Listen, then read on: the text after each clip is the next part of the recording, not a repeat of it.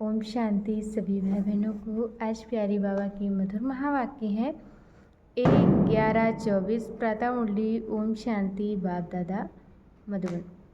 बाबा बोले, मीठे बच्चे, इस समय निराकार बाप साकार में आकर तुम्हारा श्रृंगार करते हैं, अकेला नहीं।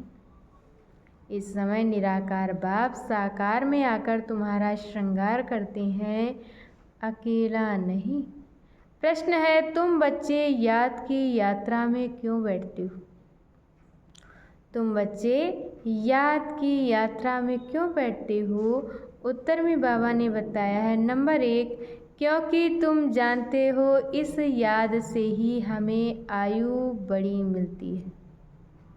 तुम जानते हो कि इस याद से ही हमें बहुत बड़ी आयु मिलती है, हम निरोगी बनते हैं।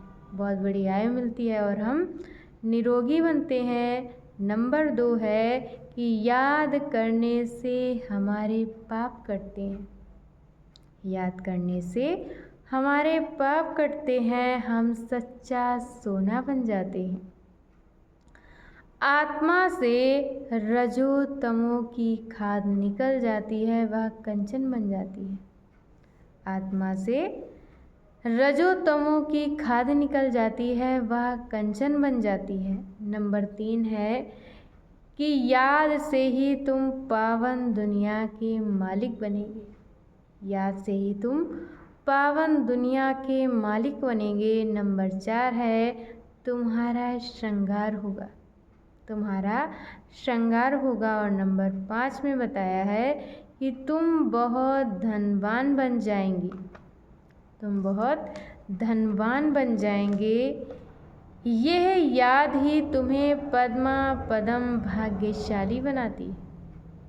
ये याद ही तुम्हें पद्मा पदम भाग्यशाली बनाती है।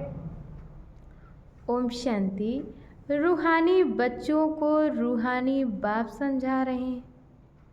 रूहानी बच्चों को रूहानी बाप समझा रहे हैं। यहाँ बैठ तुम क्या करते हो? यहाँ बैठ तुम क्या करते हो? ऐसे नहीं, सिर्फ शांति में बैठे हो।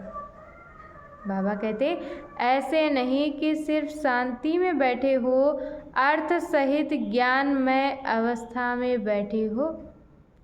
अर्थ सहित ज्ञानमय अवस्था में बैठे हो।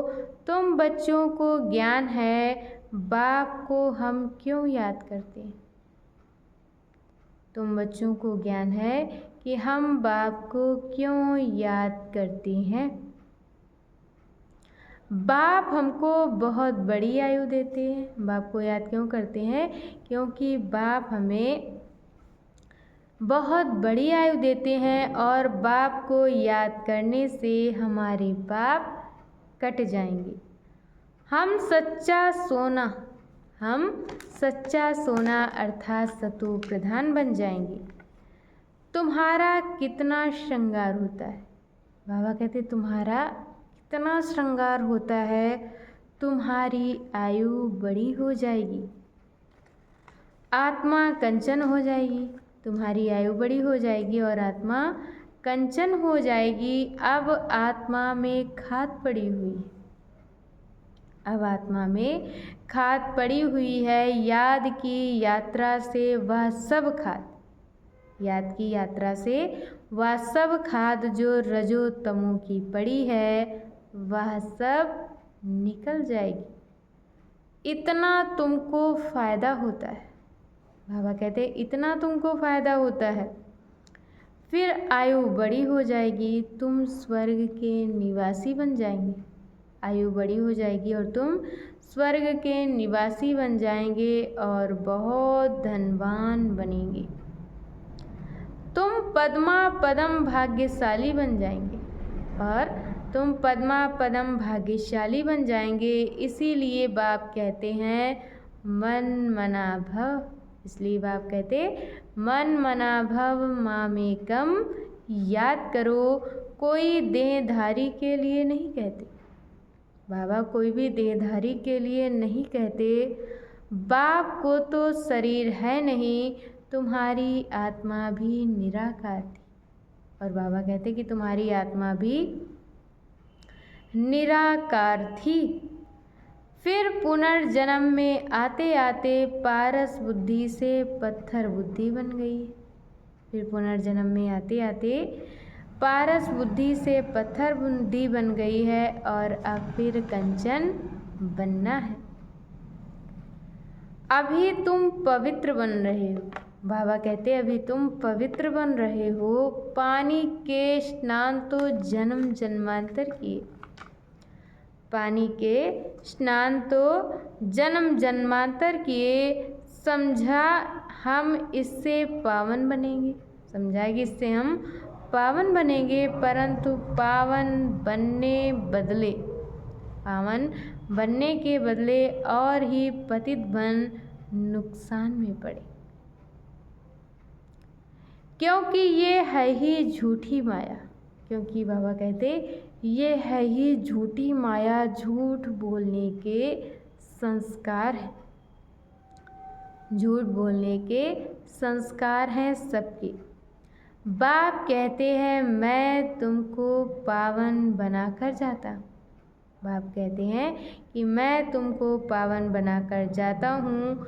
फिर तुमको पतित कौन बनाता है? अभी तुम फील करते हो ना?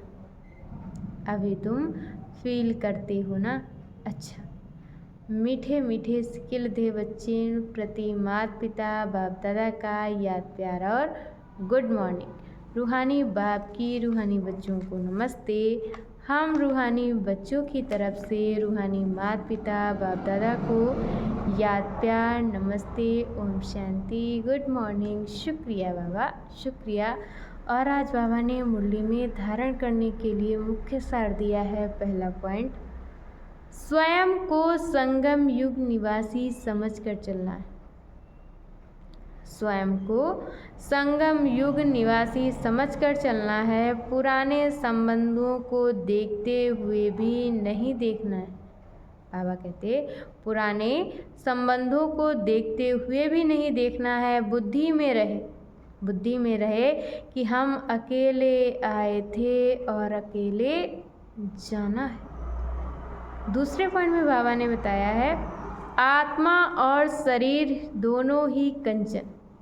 आत्मा और शरीर दोनों ही कंचन पवित्र बनाने के लिए ज्ञान के तीसरे नेत्र से देखने का अभ्यास करना है। आत्मा और शरीर दोनों को कंचन अर्थात पवित्र बनाने के लिए ज्ञान के तीसरे नेत्र से देखने का अभ्यास करना है। क्रिमिनल दृष्टि खत्म करनी है। ज्ञान और योग से अपना श्रृंगार करना है।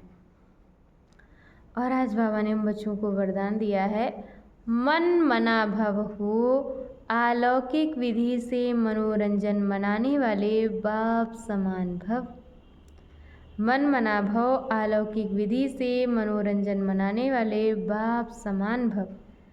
संगम युग पर यादगार मनाना अर्थात बाप समान बनना। संगम युग पर यादगार मनाना अर्थात बाप समान बनना, ये संगम युग के सुहेज है। ये बाबा कहते कि संगम युग के सुहेज हैं।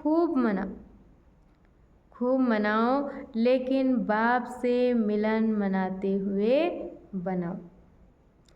सिर्फ मनोरंजन के रूप में नहीं। और बाबा कहते सिर्फ मनोरंजन के रूप में नहीं, लेकिन मन मना भव हो, मनोरंजन मनाओ। अलौकिक विधि से अलौकिकता का मनोरंजन अविनाशी हो जाता है। अलौकिक विधि से अलौकिकता का मनोरंजन अविनाशी हो जाता है। संगम युगी दीपमाला की विधि। संगम युगी दीपमाला की विधि पुराना खाता खत्म करना। पुराना खाता खत्म करना। हर संकल्प हर घड़ी नया अर्थात अलौकिक। हर संकल्प हर घड़ी नया अर्थात अलौकिक हो। पुराने संकल्प संस्कार स्वभाव चाल चलन ये रावण का कर्जा है। पुराने संकल्प, संस्कार, स्वभाव, बाबा कहते चाल चलन ये रावण का कड़जा है, इसे एक दृढ़ संकल्प से समाप्त करो।